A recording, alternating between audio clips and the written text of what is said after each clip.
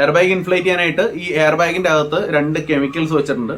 ഈ കെമിക്കൽസിന്റെ ഇടയിലായിട്ട് ഒരു ലെയർ ഉണ്ട്. ഞാനിപ്പോൾ പറഞ്ഞ ഇത്തരം കാര്യങ്ങൾ സംഭവിക്കാൻ, ഒരു വണ്ടി ഇടിച്ചത് മുതൽ ഇത്തരം കാര്യങ്ങൾ സംഭവിക്കാനായിട്ട് വെറും 30 മുതൽ 40 വരെ മില്ലി സെക്കൻഡുകൾ മാത്രം മതി. ഒരു മില്ലി സെക്കൻഡ് എന്ന് പറയുന്നത് ജനുവരി 1 മുതൽ ഇന്ത്യയിൽ നിർമ്മിക്കുന്ന പുതിയ കാറുകളിലെല്ലാം തന്നെ 2 എയർ ബാഗുകൾ നിർബന്ധമാക്കിയിരിക്കുകയാണ്. ഇപ്പം നിങ്ങൾക്കറിയാമായിരിക്കും, ഇപ്പോൾ നിങ്ങൾ പുതിയൊരു കാറ് വാങ്ങാനായിട്ട് ഒരു കാർ ഷോറൂമിൽ ചെന്ന് കഴിഞ്ഞാൽ 2 എയർ ബാഗ് ഇല്ലാത്ത വണ്ടികളൊന്നും തന്നെ ഉണ്ടാവില്ല. മിക്കവാറും എല്ലാ കാറുകളിലും തന്നെ 2 എയർ ബാഗ് ആയിട്ടുണ്ട്. 2 എയർ ബാഗ് ഇല്ലാത്ത ഒരു മോഡലേ മാരുതിയിൽ ഉണ്ടായിരുന്നുള്ളൂ, അത് ഈക്കോ ആയിരുന്നു. ഈക്കോയിൽ ഇപ്പോൾ 2 എയർ ബാഗുകൾ വന്നു തുടങ്ങി. ഇനി സിംഗിൾ എയർ ബാഗ് മാത്രമായിട്ടുള്ള വണ്ടികൾ കിട്ടണമെങ്കിൽ പഴയ സ്റ്റോക്ക് അതിൻ്റെ ബാക്കി ഉണ്ടെങ്കിൽ മാത്രം ചിലപ്പോൾ കിട്ടിയേക്കാം. അപ്പോൾ ആ ഒരു അവസ്ഥയിലേക്ക് എത്തിയിട്ടുണ്ട്. സേഫ്റ്റി എന്ന് പറയുന്ന ഒരു കാര്യം ഇന്ത്യൻ കാറുകളിൽ ഇപ്പോൾ ഓരോ പടിപടിയായിട്ട് ഓരോ സ്റ്റെപ്പ് ബൈ സ്റ്റെപ്പായിട്ട് ഇങ്ങനെ ഇൻക്രീസ് ചെയ്തുകൊണ്ടിരിക്കുകയാണ്. അപ്പോൾ അതിൻ്റെ ഇടയിൽ ഒരു പുതിയൊരു വാർത്ത വന്നിട്ടുണ്ട്.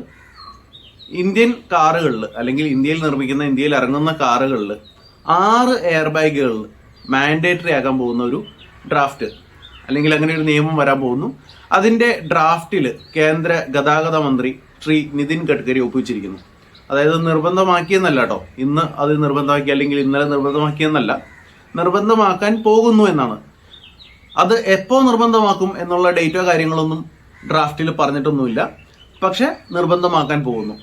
അപ്പോൾ ഇതിനെക്കുറിച്ചിട്ടാണ് ഇന്നത്തെ വീഡിയോ. നിങ്ങൾ ഈ ചാനൽ ഇതുവരെ സബ്സ്ക്രൈബ് ചെയ്തിട്ടില്ലെങ്കിൽ ഇതുപോലുള്ള ഇൻഫർമേഷൻസ് ലഭിക്കുന്നതിന് വേണ്ടിയിട്ട് ഈ ചാനൽ ഒന്ന് സബ്സ്ക്രൈബ് ചെയ്ത് സപ്പോർട്ട് ചെയ്യുക. അതോടൊപ്പം തന്നെ വലതുവശത്ത് കാണുന്ന ബെല്ലൈക്കൺ പ്രസ് ചെയ്ത് ഓൾ എന്ന ഓപ്ഷൻ കൂടി ഒന്ന് സെലക്ട് ചെയ്യുകയാണെങ്കിൽ ഞാൻ ഇതുപോലെ അപ്ലോഡ് ചെയ്യുന്ന വീഡിയോസ് നിങ്ങൾക്ക് നിങ്ങളുടെ ഫോണിൽ നോട്ടിഫിക്കേഷൻ ആയിട്ട് ലഭിക്കുന്നതായിരിക്കും.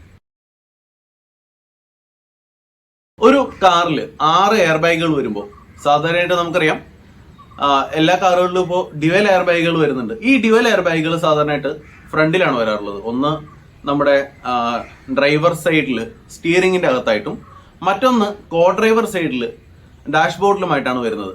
ഇപ്പം നിലവിൽ ഈ സിസ്റ്റം 6 എയർ ബാഗിലേക്ക് മാറ്റുമ്പോൾ അതിന് കോസ്റ്റ് ഒരുപാട് കൂടും എന്നുള്ളതാണ് ഒരു കാര്യം. കോസ്റ്റ് കൂടുന്ന എങ്ങനെയാണെന്ന് വെച്ച് കഴിഞ്ഞാൽ ഓരോ എയർ ബാഗിന്റെ ഇൻസ്റ്റാളേഷനും ഏകദേശം ഒരു 5000 മുതൽ 10000 രൂപ വരെ കോസ്റ്റ് വരും കമ്പനി ഇൻസ്റ്റാൾ ചെയ്യുമ്പോൾ കേട്ടോ. ഇത് ഒരു തവണ പൊട്ടിയ ശേഷം രണ്ടാമതൊക്കെ ഇൻസ്റ്റാൾ ചെയ്യുമ്പോൾ ഏകദേശം 20000 രൂപ വരെ കോസ്റ്റ് വരുന്നുണ്ട്. ഇനി ഇത് മാത്രമല്ല, ഇതിന്റെ എഞ്ചിനീയറിംഗ് കുറെ ഭാഗങ്ങളുണ്ട്. ഇതിന്റെ അകത്ത് വരുന്ന കുറെ സംഭവങ്ങൾ. അതായത് ഒരു വണ്ടി വന്ന് ഇടിച്ച ശേഷം ഈ ഇടിച്ചു എന്ന് മനസ്സിലാക്കുന്ന ഒരു സെൻസർ ഉണ്ട്. ഈ സെൻസർ അതിന്റെ ഇൻഫർമേഷൻ എയർ ബാഗ് കൺട്രോൾ യൂണിറ്റിലേക്ക് പാസ് ചെയ്യും. എയർ ബാഗ് കൺട്രോൾ യൂണിറ്റ് എന്ന് പറയുന്ന ഒരു ചെറിയൊരു ചിപ്പാണ്, എന്താ പറയുക, ഒരു ചെറിയൊരു മിനി കമ്പ്യൂട്ടറാണ്. ഈ കമ്പ്യൂട്ടറാണ് അല്ലെങ്കിൽ ഈ ഒരു മിനി കമ്പ്യൂട്ടറാണ് എയർ ബാഗിനെ പെട്ടെന്ന് തന്നെ ഇൻഫ്ലേറ്റ് ചെയ്യുന്നത്. അപ്പോൾ ഈ വരുന്ന ഇൻഫർമേഷൻ ചെക്ക് ചെയ്യും. എത്ര സ്പീഡിലാണ് ഇടിച്ചിരിക്കുന്നത്, എത്ര ഇമ്പാക്റ്റ് ഉണ്ടായിട്ടുണ്ട്, ഈ ഇടി അകത്തിരിക്കുന്ന ആളുകൾക്ക് പരിക്ക് പറ്റാൻ സാധ്യതയുള്ള തരത്തിലുള്ള ഇടിയാണോ എന്നിങ്ങനെയുള്ള കാര്യങ്ങളെല്ലാം ഈ എയർ ബാഗ് കൺട്രോൾ യൂണിറ്റ് പരിശോധിക്കും. എയർ ബാഗ് കൺട്രോൾ യൂണിറ്റ് ഇതെല്ലാം പരിശോധിച്ച ശേഷം വലിയ ഇടിയാണെന്നുണ്ടെങ്കിൽ അപ്പോൾ തന്നെ എയർ ബാഗ് ഇൻഫ്ലേറ്റ് ചെയ്യും. എയർ ബാഗ് ഇൻഫ്ലേറ്റ് ചെയ്യാനായിട്ട് ഈ എയർ ബാഗിന്റെ അകത്ത് 2 കെമിക്കൽസ് വെച്ചിട്ടുണ്ട്. ഈ കെമിക്കൽസിന്റെ ഇടയിലായിട്ട് ഒരു ലെയർ ഉണ്ട്. ഈ ലെയറിനെ പൊട്ടിക്കുമ്പോൾ ഈ 2 കെമിക്കൽസും കൂടി ചേർന്ന് പെട്ടെന്ന് അവിടെ ഒരു ബ്ലാസ്റ്റ് ഉണ്ടായിട്ട് ആ ഗ്യാസ് ആണ് എയർ ബാഗിൽ നിറഞ്ഞു വരുന്നത്. ഞാനിപ്പോൾ പറഞ്ഞ ഇത്തരം കാര്യങ്ങൾ സംഭവിക്കാൻ, ഒരു വണ്ടി ഇടിച്ചത് മുതൽ ഇത്തരം കാര്യങ്ങൾ സംഭവിക്കാനായിട്ട് വെറും 30 മുതൽ 40 വരെ മില്ലി സെക്കൻഡുകൾ മാത്രം മതി. ഒരു മില്ലി സെക്കൻഡ് എന്ന് പറയുമ്പോൾ ഒരു സെക്കൻഡിന്റെ 1000ൽ 1 നിങ്ങൾ മനസ്സിലാക്കണം. അങ്ങനത്തെ 30-40 മില്ലി സെക്കൻഡുകൾക്കുള്ളിൽ ഈ കാര്യങ്ങളെല്ലാം സംഭവിച്ചിരിക്കും. അപ്പൊ നിങ്ങളൊന്ന് ആലോചിച്ച് നോക്കണം. അപ്പൊ അതിനകത്ത് ഉപയോഗിക്കുന്ന ആ ഒരു ചിപ്പ് പ്രോസസറിന്റെ ഒക്കെ ഒരു വർക്കിംഗ് എത്രമാത്രം ഫാസ്റ്റ് ആണെന്നുള്ള കാര്യം മറ്റൊക്കെ ആലോചിക്കണം. ഇനി ഇതിന്റെ എഞ്ചിനീയറിംഗിലേക്ക് വരുമ്പോൾ നമ്മൾ പറഞ്ഞിരുന്നു, ഓരോ എയർ ബാഗിനും ഏകദേശം 5000 രൂപ മുതൽ 10000 രൂപ വരെ കോസ്റ്റ് വരും. ഈ അഡീഷണൽ എയർ ബാഗുകൾ വീണ്ടും 4 കൂടി വന്നു കഴിയുമ്പോൾ ആ എയർ ബാഗൊക്കെ ഇൻക്ലൂഡ് ചെയ്യാൻ പറ്റുന്ന തരത്തിലുള്ള പ്രോസസ്സർ വെക്കേണ്ടി വരും. അപ്പോൾ അതിന് അഡീഷണൽ കോസ്റ്റ് വരും. അതുകൂടാതെ ഈ എയർ ബാഗുകൾ എന്ന് പറയുന്നത് സാധാരണ കർട്ടൻ എയർ ബാഗാണ്. ഫ്രണ്ട് തൊട്ട് ഏറ്റവും പുറകിൽ വരെ വരും. അതായത് സൈഡിലേക്കും മറ്റുമൊക്കെ വണ്ടിയുടെ സൈഡ് ബോഡിയിലേക്കും മറ്റുമൊക്കെ ഹെഡും ചെസ്റ്റൊക്കെ ചെന്ന് ഇടിച്ച് ഇഞ്ചുറി പറ്റാതിരിക്കാൻ വേണ്ടിയിട്ടാണ് കർട്ടൻ എയർ ബാഗ്.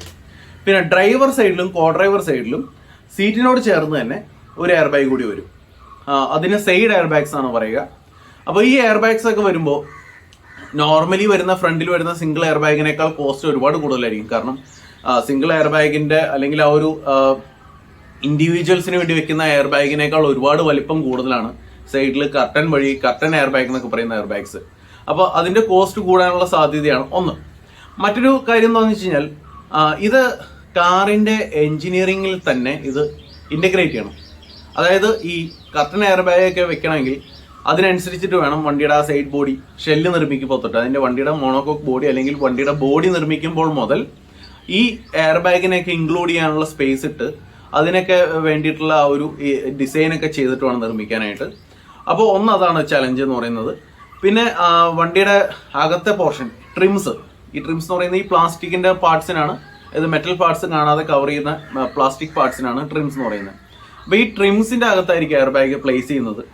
ഈ ട്രിംസ് അതിനനുസരിച്ചിട്ടുള്ള ട്രിംസ് വയ്ക്കണം. അതായത് എയർ ബാഗ് ഇൻഫ്ലേറ്റ് ചെയ്യാൻ പാകത്തിന് ഇങ്ങനെ ഡൈവേർജ് ചെയ്ത് പോകുന്ന തരത്തിലുള്ള ട്രിംസ് ആയിരിക്കണം. അതിന് വേറെ എഞ്ചിനീയറിങ് ചെയ്യണം. അപ്പോൾ ഇത്തരത്തിലുള്ള ഒരുപാട് ചലഞ്ചസ് ഇതിലുണ്ട്. സ്വാഭാവികമായിട്ടും എന്ത് സംഭവിക്കും? സ്വാഭാവികമായിട്ടും വണ്ടിയുടെ വില കൂടും.